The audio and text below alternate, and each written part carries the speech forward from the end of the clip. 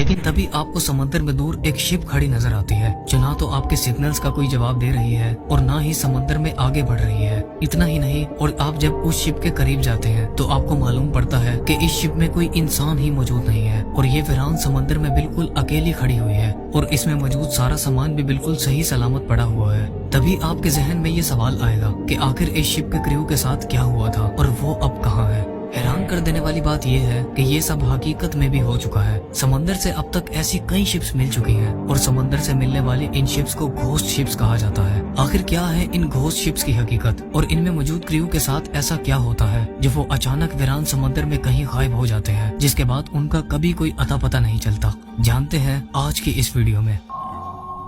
आज के दिन तक समंदर में 438 से भी ज्यादा घोस्ट शिप्स को देखा जा चुका है और विकिपीडिया में पब्लिश्ड एक आर्टिकल के मुताबिक 5767 से भी ज्यादा क्रू मेंबर्स इन शिप्स से गायब हो चुके हैं। इस आर्टिकल में ये भी लिखा है कि इन नजर आने वाली शिप्स और इनसे गायब हो जाने वाली क्रू की तादाद इससे भी कई गुना ज्यादा है जो आज तक रिकॉर्ड ही नहीं हो सकी। घोस्ट शिप्स की इन मिस्ट्रीज की शुरुआत 17th सेंचुरी में हुई थी जब एसवी सीब्रिग नामी एक शिप रोड आइलैंड के इलाकों में देखी गई थी। जब इस शिप को पहली बार देखा गया था तो उसमें कोई इंसान मौजूद नहीं था और उस शिप का सारा सामान भी बिल्कुल सही हालत में मौजूद था। यहाँ तक कि इस शिप की गैलरी में कॉफी भी गर्म हालत में मौजूद थी, जिसे देखकर ऐसा लग रहा था कि इस शिप के कैप्टन और क्रू ने इसे इमरजेंसी की हालत में छोड़ा था। लेकिन हैरान कर देने वाली बात तो ये थी कि इस शिप पर किसी किस्म का कोई ऐसा निशान मौजूद नहीं था जो इस बात की तरफ इशारा करता कि इसके साथ कोई हादसा पेश आया था। और सबसे बड़ी बात कि इसका क्रू अगर इसे छोड़ गया था तो वो अब कहाँ था।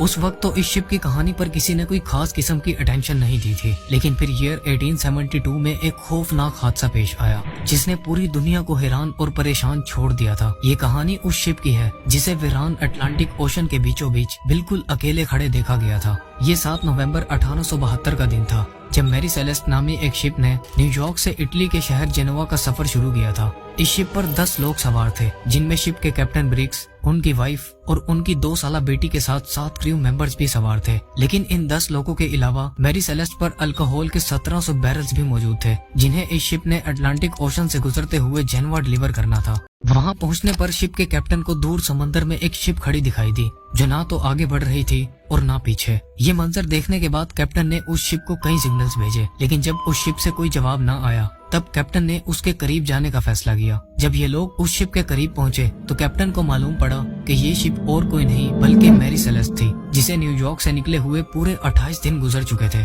कैप्टन ने अपनी शिप के क्रू को मैरी सेलेस्ट पर भेजा, लेकिन जब ये लोग उस शिप पर पहुंचे तो जो कुछ उन्होंने देखा उसने उनके होश उड़ा दिए थे। मैरी सेलेस्ट समंदर के उस इलाके में जहां नीले आसमान और पानी के अलावा कुछ नजर नहीं आता बिल्कुल वीरान खड़ी थी और इसका क्रू भी इस पर मौजूद नहीं था, जबकि उनका सारा साजो सामान, खाना पीना और यहाँ तक के कार्गो भी बिल्कुल सही सलामत मौजूद था। इस बात ने डी ग्रेटिया के कैप्टन को परेशान कर दिया था। पहले तो कैप्टन को ये लगा कि शायद मैरी सेलेस्ट के साथ कोई हादसा पेश आया था, लेकिन जब उन्होंने इस शिप पर मजीद छानबीन की और शिप का जायजा लिया तो उन्हें कैप्टन की फैमिली के कपड़े, उनका सामान और इसके साथ साथ शिप में लोड हुए अल्कोहल के 1700 बैरल्स और क्रू के खाने पीने की चीजें भी बिल्कुल सही हालत में पड़ी हुई मिली। इसके अलावा डी ग्रेटिया के कैप्टन को मैरी सेलेस्ट शिप के कैप्टन के रूम से एक लॉग बुक में मिली जिनमें पुराने वक्तों में कैप्टन अपनी करंट लोकेशन और डेट को मेंशन किया करते थे। इस लॉग बुक में मेंशन की गई आखिरी एंट्री 25 नवंबर की सुबह 8 बजे की थी, यानी मैरी सेलेस्ट जब समुद्र में मिली थी तो वो उससे 10 दिन पहले ही से अटलांटिक ओशन में वीरान खड़ी थी।